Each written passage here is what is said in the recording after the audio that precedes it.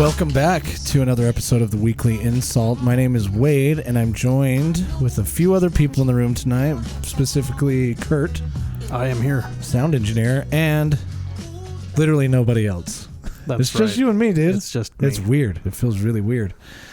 We had some unfortunate events this evening. CD got stuck at work out of state. Couldn't make it back in time, and as I wouldn't say a byproduct of that, but partially, the guest also decided that they weren't going to come tonight either. So rather than not put something out, I think it's still important that we try. Sure. You know what I mean? Sure. Like, can it really be any worse than the bullshit we put out every week anyway? I mean, it's not bullshit, you know. I mean, listen, there's people listening. Well, so. I don't know. I guess we'll find out. Yeah, and you guys will be the judge of that. Thank you for listening. It's like I said, it's going to be an interesting thing, but the first thing I want to get out of the way, because I don't think I'll ever have a chance to do this again, is I want to take a moment of silence for moments of silence. Did you hear that? I heard a lot, actually. Nobody interrupted that. Yeah, no. It's not the quietest studio on the planet. But nobody interrupted.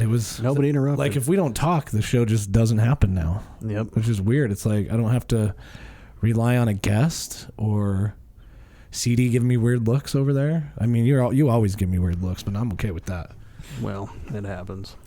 You know, I want you to look something up that I found today, and I think you're really going to like this. This is a topic that I was thinking about earlier. I'm like, I got to bring this up on the show just for Curt. Have you ever heard of a competitive sport using dogs participate in this competitive sport? It's called dog diving.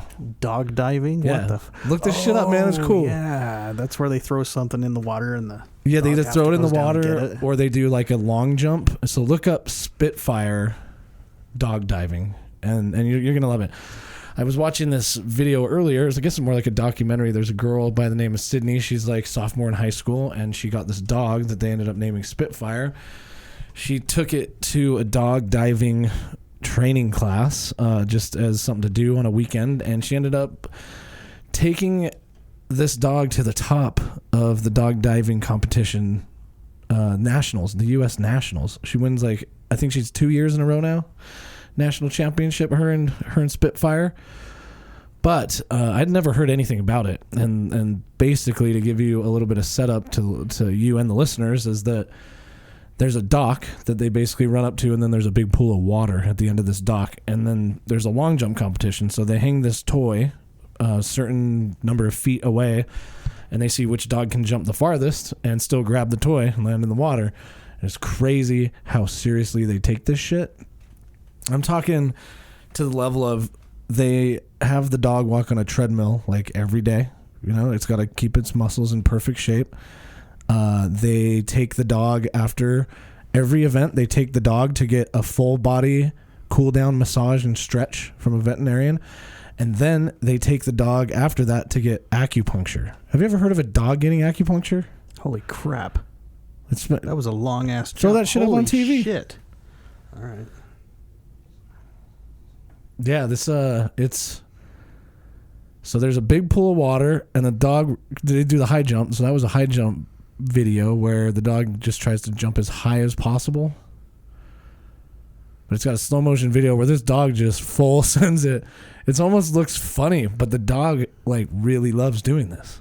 Oh, most dogs do. And this dog's not flying like 5 or 10 feet into a pool of water. It's going like 25, 26 fucking feet. Yeah, that's a long way.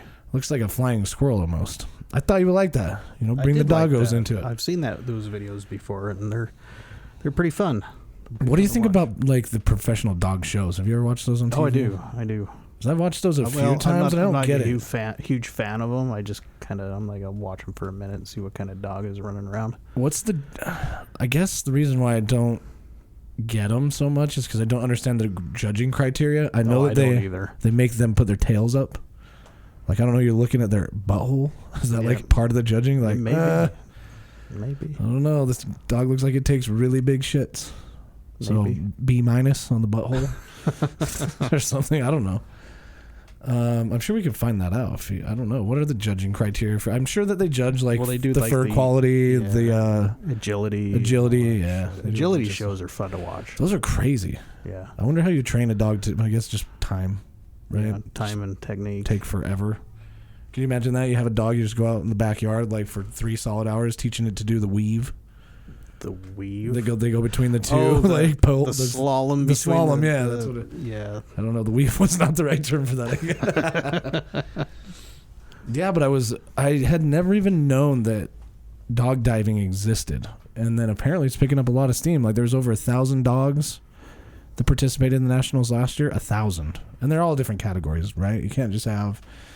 I don't know what type of dog that was. Greyhound. What the fuck was that? That was my computer this time. Windows is just letting us know that my threat protection is up to date. Thanks. Perfect. Yeah, really appreciate that. But yeah, they do separate categories just because, like anything, you got to keep it fair, different classes and shit. I think it'd be cool to go to one of those and like interview some people. That would be cool. Don't you think? Like, yeah. I don't know if there's even one that they maybe, I don't know. They have a national, so I think that somebody in Utah probably is like a dog diving expert or something. Dog diving or connoisseur. Even dog agility or dog showing or whatever, Yeah. Yeah, when I had my dog Baxter, he was papered to do stuff like that, but I never, I definitely did not have the discipline at that time to like make a show dog. Yeah. I was just trying to get him to quit chewing up my 100-foot Ethernet cable that I got from Best Buy.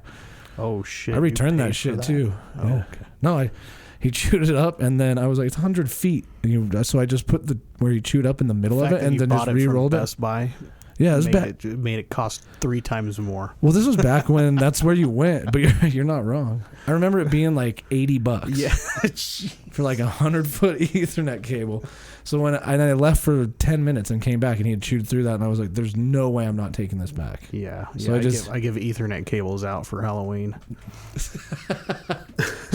Dude, I'd be stoked, honestly, to get an Ethernet cable directly wired in.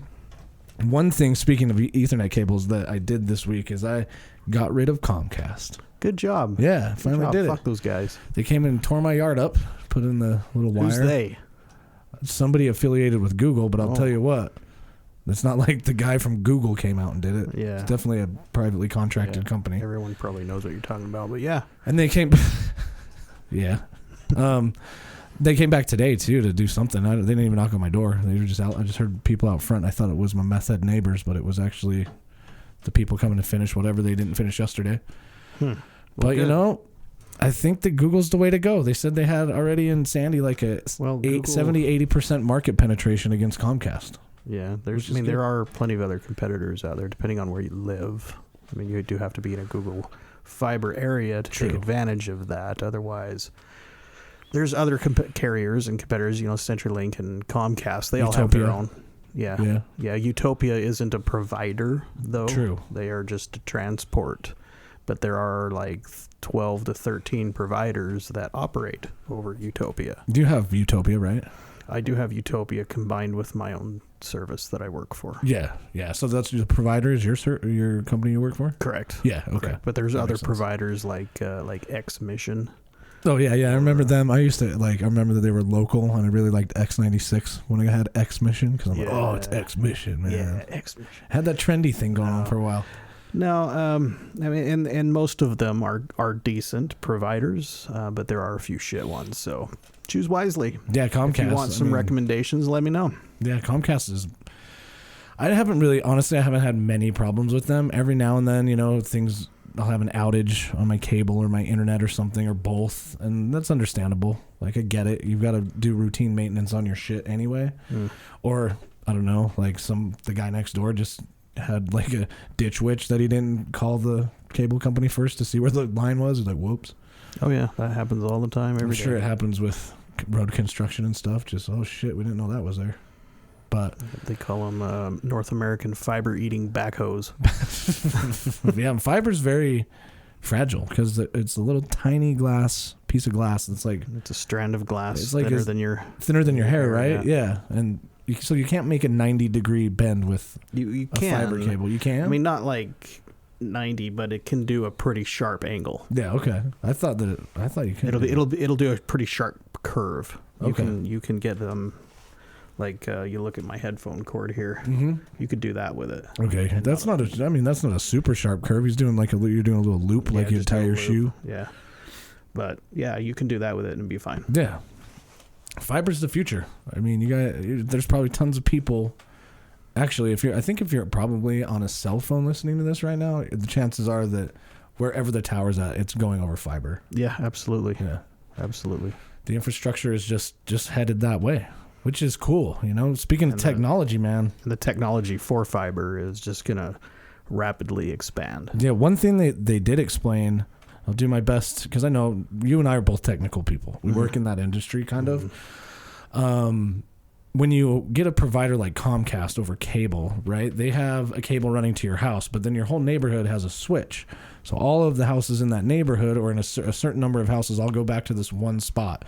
And then all of those connections are routed through a different cable to wherever they need to go, to the provider, to Comcast, or wherever, and then out to the internet. With fiber, you're kind of like have your own dedicated thing, right? They say that. It's the same concept of what you said for Comcast. Okay. That's one thing that they did try to sell me on. They were like, dude, you got your own network. That's bullshit. You don't have to worry about what everybody else is doing. And that might be a sales tactic because the throughput. So that part is correct. Yeah. But in terms of like hardware and failure of that hardware. So the whole neighborhood does go back to a central switch, and then it does go from there to another central switch, and then from there to wherever it needs to go. However, you are on your own network. It's called your own private VLAN is what it is. Yeah, okay. Is the technical term for it. But so you're not sharing IP space with your neighbors or anybody else. Nobody else is going to see your traffic. Yeah, which is good. Makes it more secure. Yeah. But as far as hardware, if the switch goes down, then the whole neighborhood goes with it. Oh, yeah. I mean, that's always going to be a limitation, I think, right? Yeah. But hey, the future's here, man. We're living it. Yeah. We still don't have the fucking hoverboard from Back to the Future yet, but we're getting there. I mean, you can't get any better than what fiber is, just because it's glass and it's light. So it's speed of light between the switch and... Dad, do you think one day they'll come out with like a dark matter router? That'd be cool. Yeah, it's just like... That'd be cool.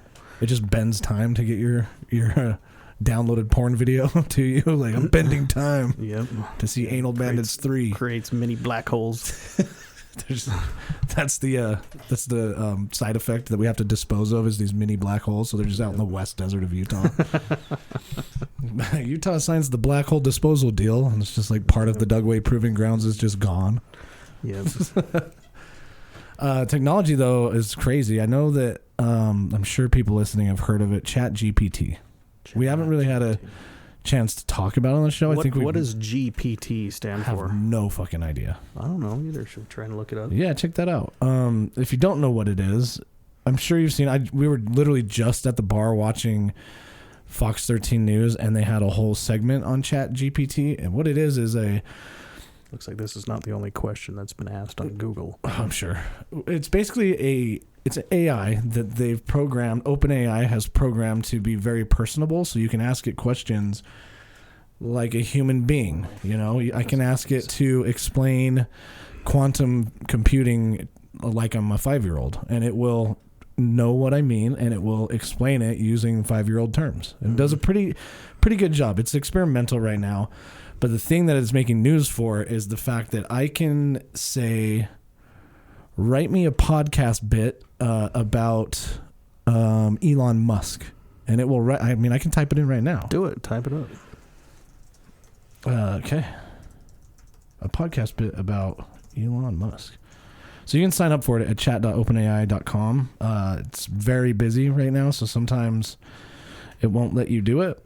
It's busy because all the college kids are cheating on their fucking finals. You can also do that with this, I'm sure. I guarantee you, sure you can. can. I know that I've asked it because I do software development, so And I Asked think it. Oh, it's writing it in script form. Universities are probably developing some way to detect that it was written with ChatGPT. You should type this into yours and put it on the screen so that I can't read that. Oh, you don't think you could? Oh no. Zoom in on that. Because there's a host and the guest part, and I think the AI is writing the guest as Elon Musk. Oh shit. So it basically is creating its own podcast. I mean, I can paraphrase it. So it says, "Welcome to the Innovators, where we explore the visionaries and game changers of our time. Today we're talking about one of the most successful and controversial entrepreneurs of our generation, Elon Musk." And then it says, "Guest, thanks for having me on the show." And then it says, "Host." So let's start with a little background on Elon Musk. Can you give us a brief overview of his career and accomplishments? And then it lists out all of his accomplishments as if he's saying it. And then it has the host ask another question, and then he replies to it. It goes on and on. It's still generating. You can't stop it either. You can stop it. Yeah, you can stop it. But the thing that's making it really controversial right now is that kids or people in college, you can ask it to write you a 1,000-word essay on some topic. So cheating on your homework, like Curt said, is a very possible thing. I got an email from somebody who asked to sponsor the show, and I asked ChatGPT to write a response to the email, and it did. It did very well too. It did probably better than what I would have normally done. I'd had to edit it a little bit, but it did pretty good. Mainly I did that because I thought it was hilarious that I was so lazy that I'm like, I could just get ChatGPT to do this. But it worked, and it worked well. It even had like the little formalities and the proper punctuation and things that sometimes people just don't do anymore these days, which is something that I think it's interesting that there's a computer generating this. The thing is, though, there's limitations to it, right? You can't just ask it things, because I'm sure you're thinking right now, like, oh, if it's this good, why can't you just ask it, like, who's going to win the Super Bowl and then go make that bet in Vegas? It doesn't know anything recent. I think it says it's limited knowledge of the world and events after 2021, but it is learning that stuff. When it doesn't know something, it'll ask you to tell it about it. So this podcast, for example, I asked it to write a promo for our podcast, but it doesn't know what the Weekly InSalt is, but it asked me what it was. So I told it. Now it knows. So pretty soon in the future, we're just going to do all AI generated content. We got a lot of changes coming your way. Can you imagine we just have ChatGPT produce the show from now on? Like, I don't have to do anything. We just tell it to give us our topics for the week. Maybe we should try to do that and have your stupid Alexa read it all off. No, that would get really annoying. So you have ChatGPT up on the screen right now. Ask it a question. Say, explain to me. Oh, God. Ooh, I don't like this. What? This beer. Oh, okay. Get a different one. Shit, that's horrible. What? You don't like Imperials? It's just too dark for you. I don't know. That was a weird one. Yeah. Okay, dude, say what again? Just ask it to explain something like you're a 5-year-old. I think that's a good example. Explain to me. Give me something. I don't know. Aerodynamics, like I'm a 5-year-old. Chemistry, like I'm a 5-year-old. Chemistry, like I am a 5-year-old. It's fun to mess around with, but so chemistry is it's so good that it's creepy. Yeah. So this is how it starts out. Chemistry is like cooking.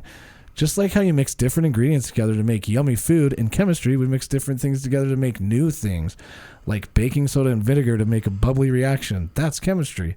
Just like how you have to be careful when you're cooking, we have to be careful when we're doing certain chemistry experiments. But it's fun, and we learn a lot from it. That was it. That's perfect. Yeah. For a 5-year-old, especially the baking soda and vinegar reference, because everybody did that as a kid. Yep. The volcano.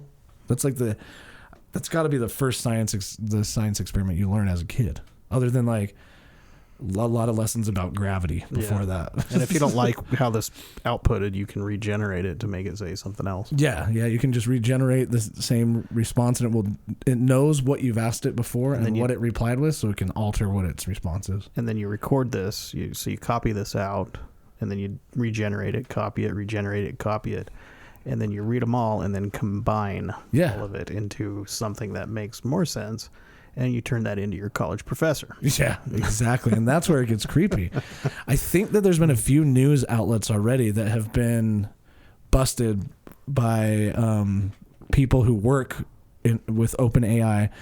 Don't quote me on this. I don't know. This is hearsay, but basically news outlets have just gone on and said, we need a news story about this, and then it just writes the whole thing up, and they just verbatim copy and paste it. Over yeah. There's some stuff that it's not 100% clean. No, it isn't. It's close, but you can still read it through things and be like, that's not right. Yeah. What I asked it is that we were talking about at your work, you want a competition for airfare to go somewhere, right? And I was asking ChatGPT what are cool things to do in the places that I thought would be cool to go. So like ask it, what's one cool thing to do in Bermuda or something? All right, do I have to start? You can. No, I don't think you have to start a new one. I think you just do it. What is one thing cool to do in Bermuda? Is that how you spell it? Yeah. And it takes a second to think up.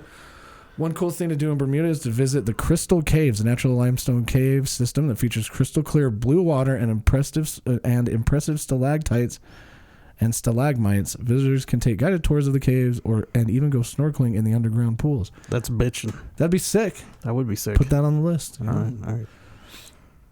Do you know what the difference between a stalactite and a stalagmite is? One grows up from the ground and one hangs from the ceiling. Which one is it? Which one is the one that's I think the stalactite hangs and the stalagmite grows from the ground. That's right. Yeah, thank God. I've been watching a lot of caving videos lately for some random reason. I've noticed that I was always taught, stalactite because it hangs tight to the ceiling, and stalagmite because you might trip over it. That's a good mnemonic device. I like that. I don't know why. Working from home sometimes it's easy to get distracted on YouTube, and don't ask me why. There's this YouTube channel called the Action Adventure Twins. Literally all they do is go into caves and get into the gnarliest fucking situations. I've seen that. Yeah. He's like, I don't think I'm going to fit through here. And then he strips his backpack off and everything. And I'm even like, don't do it, dude. You're not going to make that. I mean, I'm not claustrophobic, but I have a fear of being crushed by the earth. Especially down there, you hear all the horror stories of people who go, hike down in a cave and they didn't know it was going to rain that day. And then the cave starts flooding and they're like, oh shit. Meanwhile, you're 2 hours into the hike underground. You still got to go 2 hours back. You're like, fucked. Yeah. I can't think of burning to death would suck. Suffocating wouldn't be great. But I would not want to die being stuck in a cave. Yeah. Like down there and your batteries and your flashlight burn out. Yeah, and then it's just dark and cold. It's just dark, and it's like a new color of black. Yeah. Yeah. You've never seen that. And then imagine your brain starts playing tricks on you. And you start seeing things. Yeah. But you're stuck, so you can't do anything. That'd be so torturous. Can't imagine. Ask ChatGPT what we should do if we get stuck in a cave. Right, hold on. Yeah, we can't ride that wave forever. If you haven't checked it out, it's free. You can check it out if you're interested. I know this is kind of next level kind of nerd stuff, but at the same time, this is making the news because of its impact on how it's going to affect the future, I think. And think about growing up with this when you were in high school, Curt. If I had this when I was in high school, I would just ask it for the Cliff Notes version of any topic. I would just ask for the answers to all the questions. Yeah. Can you give me the answers to all the... here's like world history questions in your history book. Yeah, you just type it all in verbatim. What's this? The answer to this, and you get it, and then it's done. Yeah, so it says if we get stuck in a cave, we got to remain calm and assess the situation. If you have a cell phone or other means of communication, try to call for help, which is probably good to check, because just because you're in a cave doesn't mean that you might have the off chance of getting a cell phone. And then conserve your energy water. Stay warm if possible. See, here's where it's wrong. If you have a light source, use it to signal for help. Yeah. But you're stuck in a cave. Well, if it was a really popular cave, that might be possible. Maybe, but who you're signaling to. Yeah, you're not signaling the rescue helicopter in the cave. Yeah, that's it's interesting to think about. It's a cool program. I don't even know if that's what you want to call it. But it's AI. Yeah, it's a cool AI model, but it's learning shit. I mean, go check it out. Take what you do for your profession and the most complicated thing, and then ask it to explain it in a poem. It will. Yeah, and it will do a pretty good job at it. I've asked it to write the language I code in is C#. I've asked it to write a particular piece of code, and not only does it write it, it comments it so that you understand why it wrote what it did, and then it basically gives me something that I can copy and paste and run, which is creepy. So not only is it AI and it thinks on its own, it can now write code on its own. But you know what the golden rule of AI is that it's only as smart as the programmers who coded it. That's true.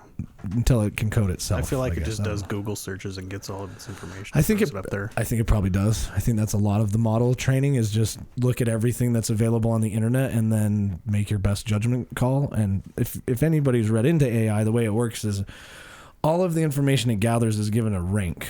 So when you ask it a question, it will reach out to its database and say, this is the question, give me back results with a particular rank, and it picks the highest probability of being correct. It's just kind of creepy that they've dialed it in to the point where it's pretty much always correct up to a certain point. Yeah. I'm sure I could, next time I go out for an interview on a job, I'm going to have it write me a script to do my interview. That'd be sick. Just to try it out. Yeah. What else was I going to get into about that? I think that was it. But check it out. It's interesting. You'll see it on the news, and it will continue to come up because this is just the beginning. It's not technically out yet. This is the demo version. You can just log in and mess around with, and it's still learning off of everybody who's typing things into it. Yeah, and the sad part is that it'll probably be a subscription service. Eventually, I'm sure it will. And that's just for people like us to use. It should just be open source. I don't know, because it's openai.com, and they're generally about open source. So I think this probably will be open source. Hopefully, because I think it's a good tool. It's a good resource. Yeah, it is. Yeah. Just don't misuse it.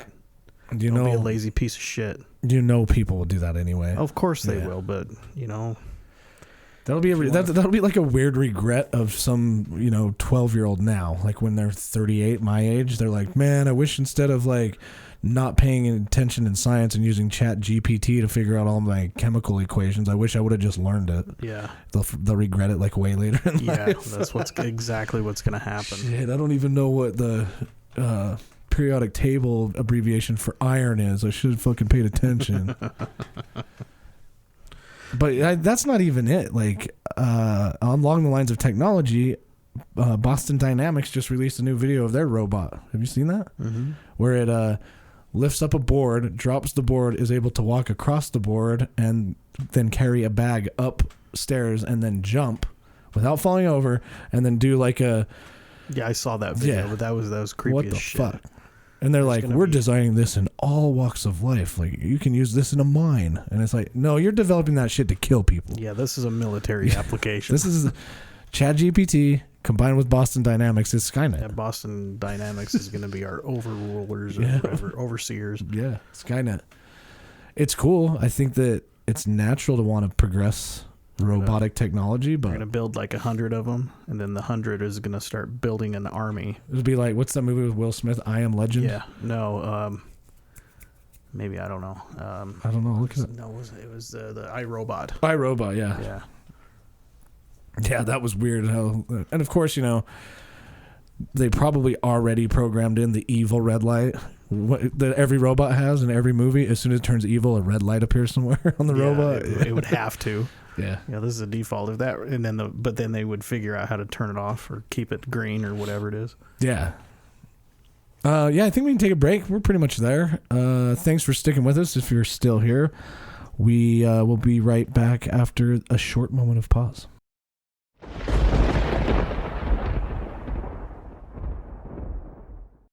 And we're back for the second half of what is likely the most calm show I think we've ever done. I don't know. It is kind of calm. Yeah, it's like... I don't know how to feel about it. I'm usually used to CD by now, at least calling me something, I don't know.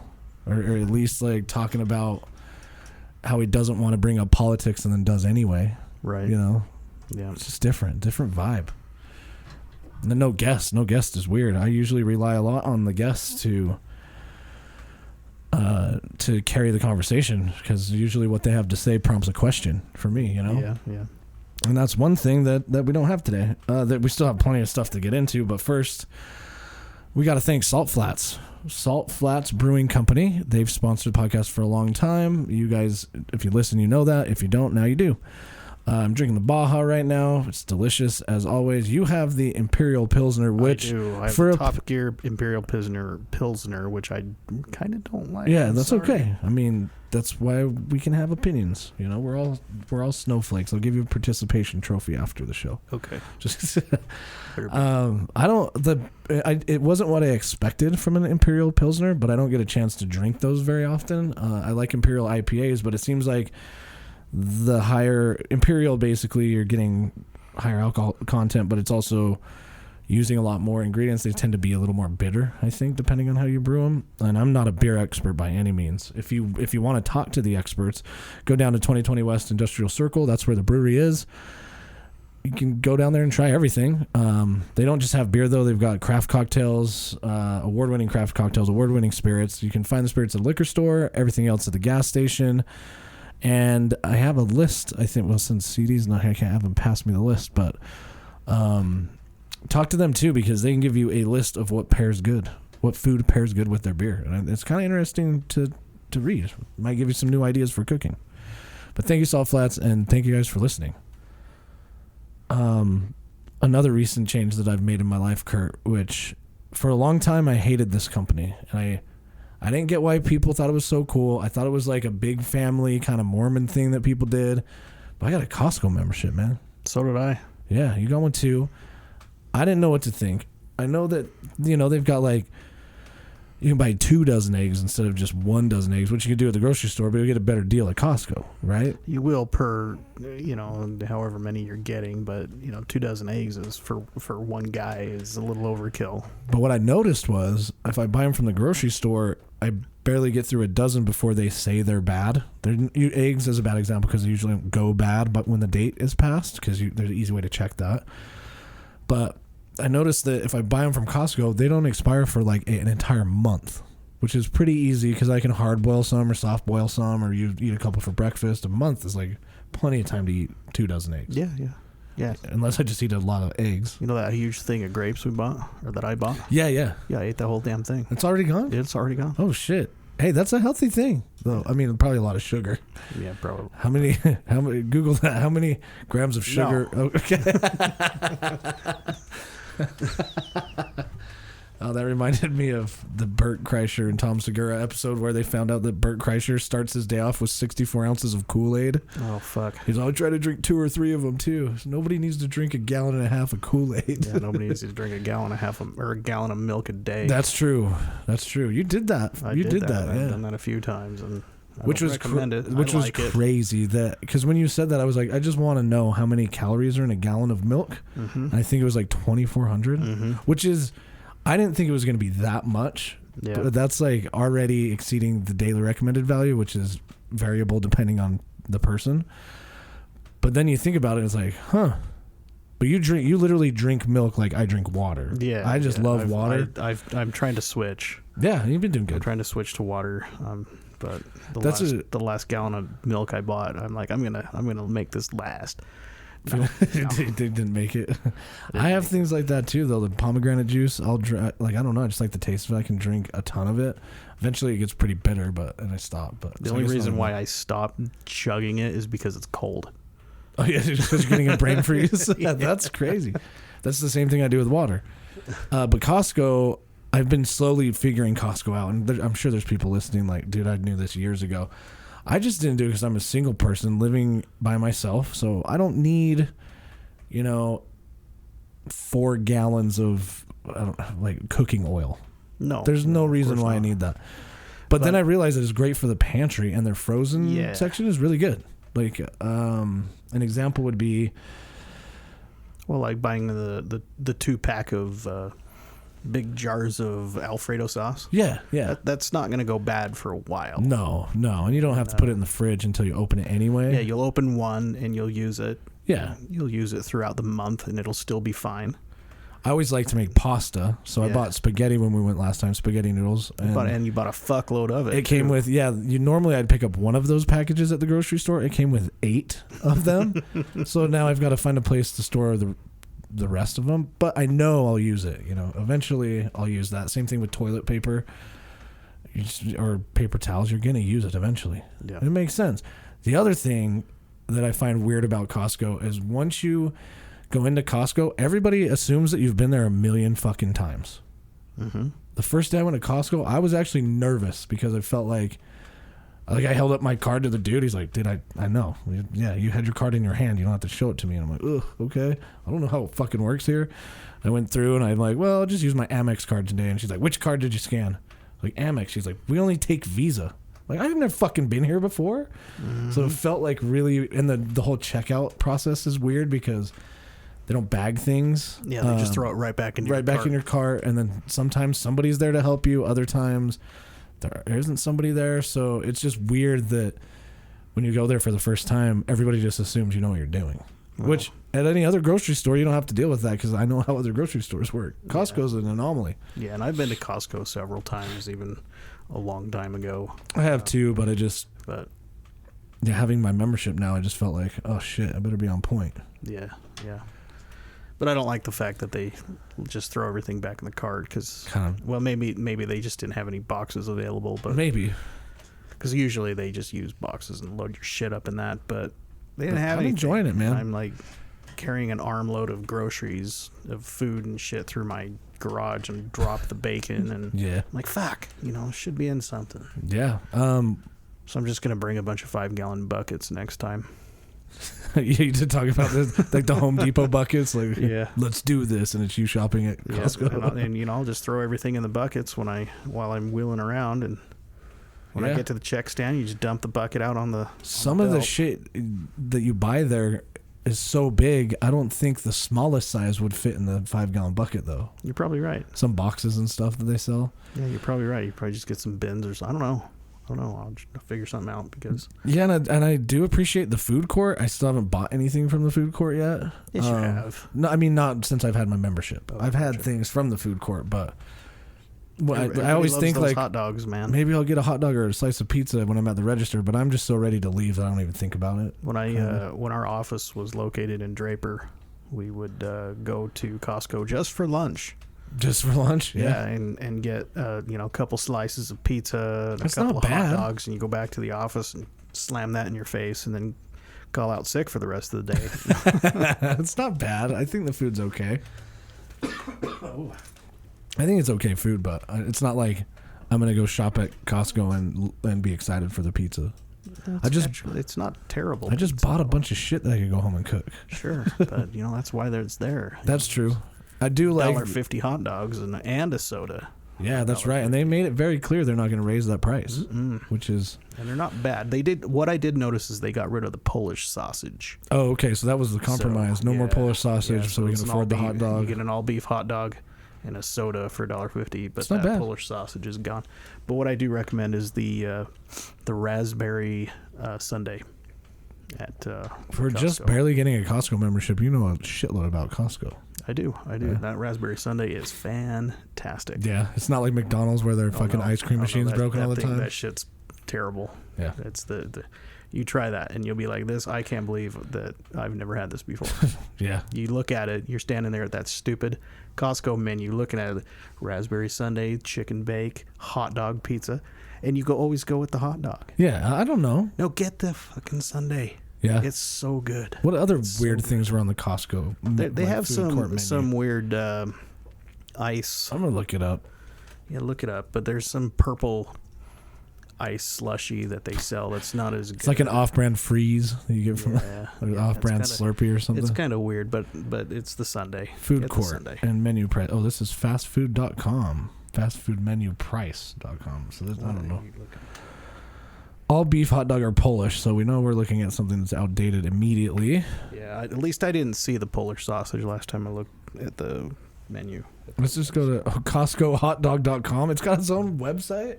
Oh, really? Yeah, the greatest hot dog ever, an ode to the Costco hot dog. Wow. I didn't think we were going to stumble across this tonight, I'm not going to lie. But it doesn't really say anything about it, just is like... Does it just talk about the... It just talks about the hot dog, and then there's a bunch of ads for... Oh, no, it does.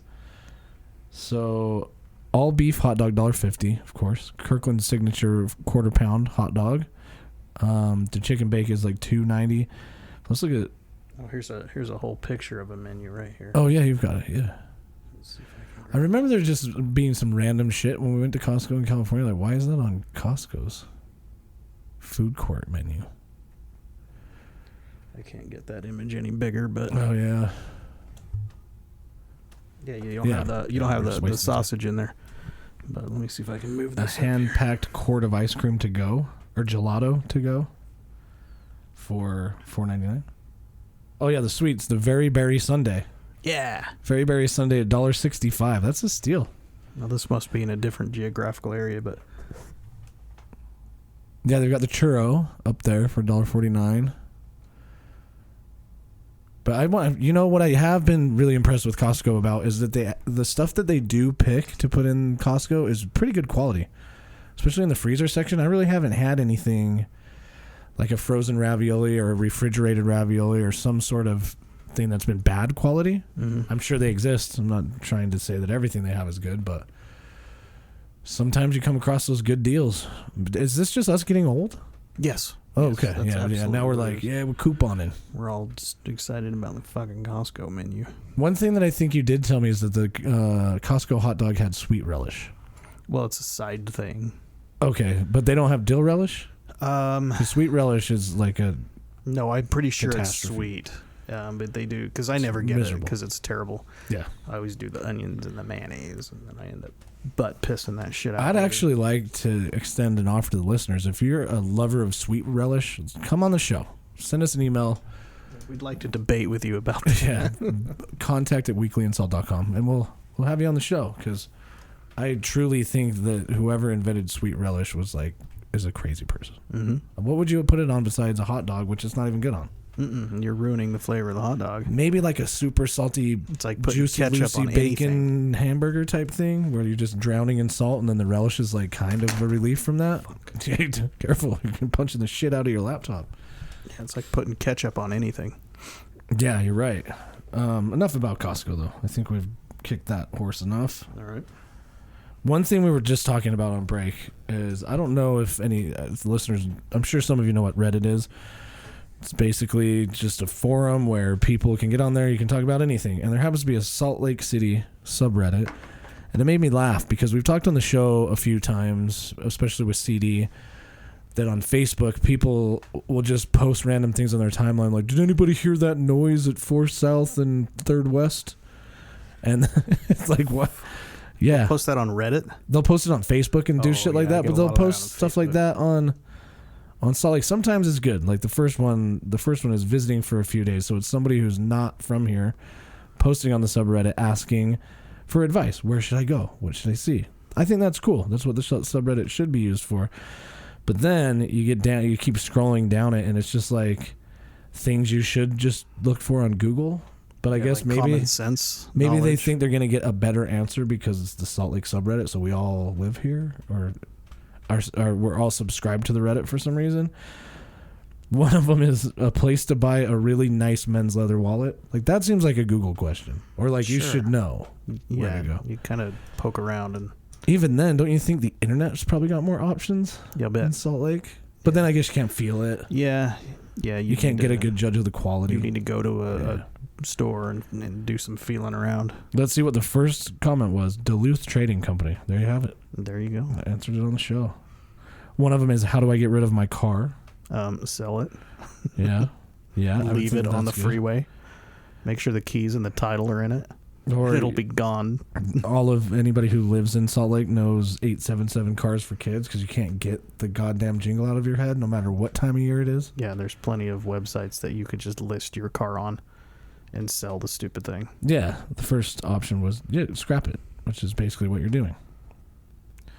But there's things on here that I just kind of makes me wonder if it's just Salt Lake, if that's just the way we are. Does that happen everywhere? Do you think? I bet it does. You thinking like Seattle? Yes. They're like all over the place. Like, hey, did you guys hear that? Are you kidding? Is that my neighbor or was that an earthquake? No. Are you talking like a gunshot sound? Oh yeah, just any. I think there's sound. I've seen people post on Facebook because they hear jets flying overhead that are extra loud, but then people forget that Hill Air Force Base is a little bit north of here. You know? And of course, you're gonna have F-35s flying over Salt Lake Valley to get to the Air Force Base.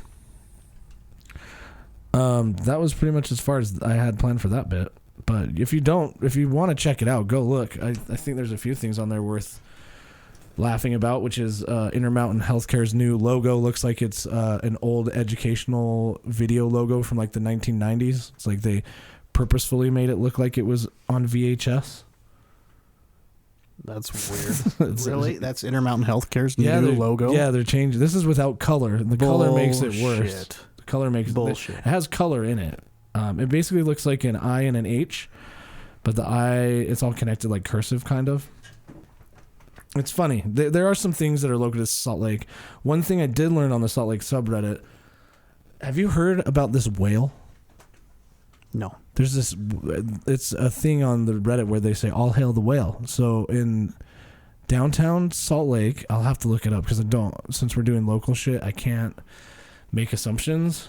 Let me look it up. The Salt Lake whale. It became a big controversy. They were making a roundabout, and in the middle of the roundabout, they hired an artist to basically make a sculpture that would be in the middle of this roundabout. It's not just any kind of whale, and I can't obviously go to saltlaketribune.com because it's paywalled. What thing? I can't see that. Oh, it's just ad blocked. I'm going to go find a different place. Ad blocked. Love it or hate it, a giant whale sculpture has made its way into Salt Lake City community. So look at this thing. This thing, the way that it's set up is weird because it's a whale like it's breaching water, but it's coming out of the middle of a roundabout. And apparently a lot of the residents around there were fighting it for a couple reasons. One, they don't know why it's facing that direction that it is because it doesn't really look flattering to the people who live around it when it faces that direction. It looks flattering to traffic coming down the hill. It does not look very good. But it's definitely an art installation. I think it's interesting that it gained so much attention, but now it's become like if anything goes wrong in Salt Lake, just all hail the whale. The whale knows all, you know. It's become this viral thing that you just hail the whale. Never heard of it, but okay. Yeah, we need to go check this out. I think this is a thing for the Weekly InSalt. We need to go take a picture in front of the whale. I think it would be worth our time.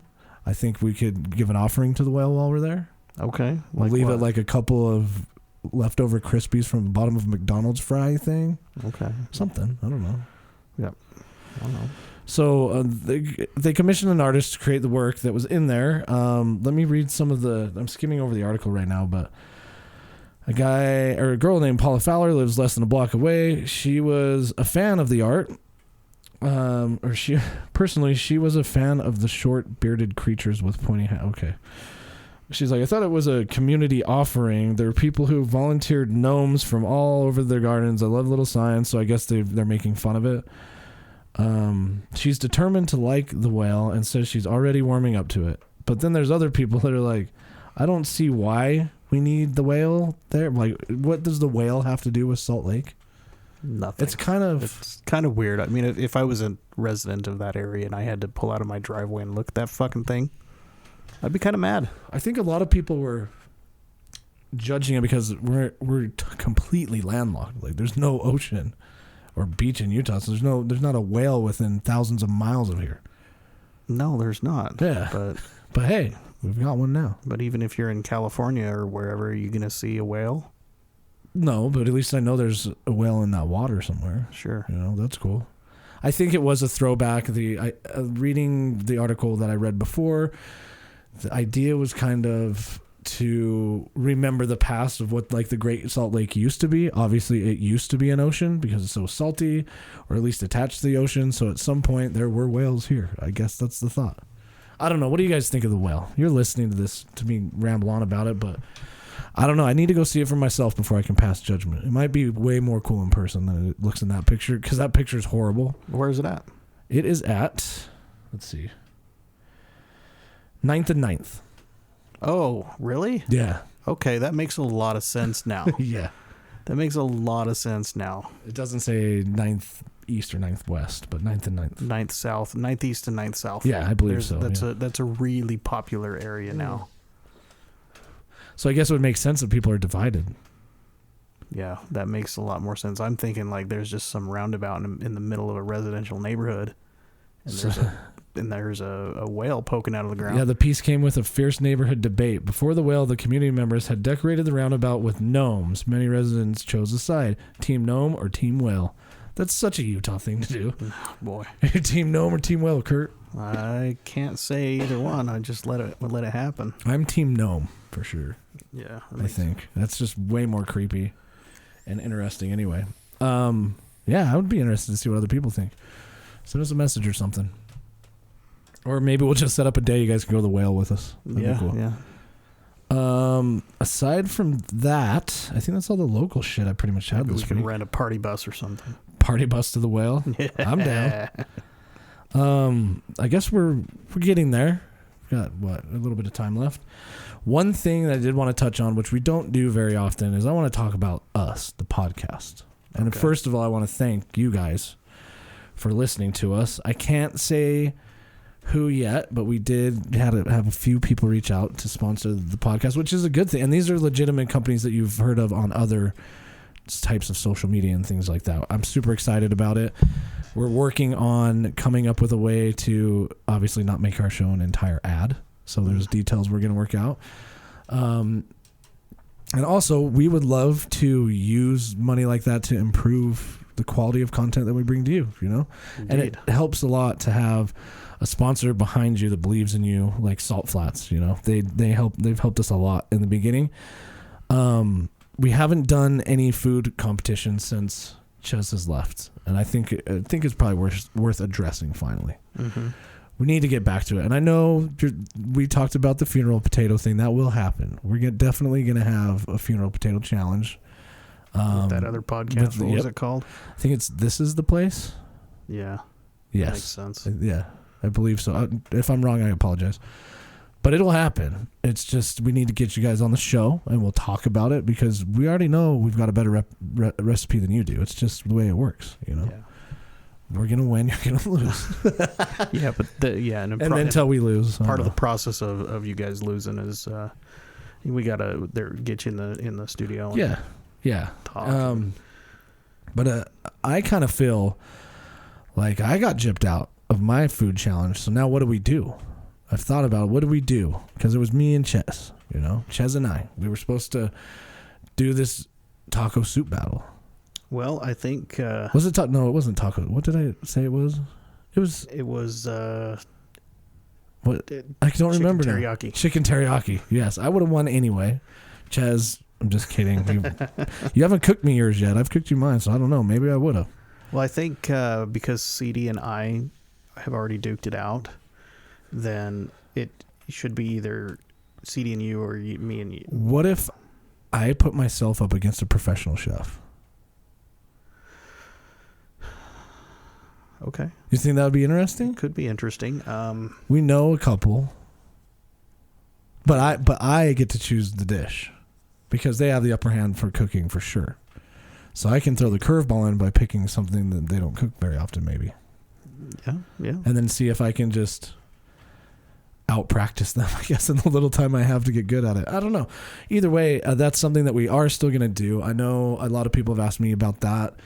People who have been involved in that have asked about it, and it's going to happen. It's just a matter of time. We're working through kind of a lot of internal shit with the podcast right now, I would say. There's a lot going on with, I guess the best way to describe it is growing pains. It was really fun messing with Mormons when we were that. It was really cool to come in here and wing it and not really give a shit. And with the rebrand to the Weekly InSalt and what we're getting into now, we're definitely turning a corner to something that I think is a little more professional.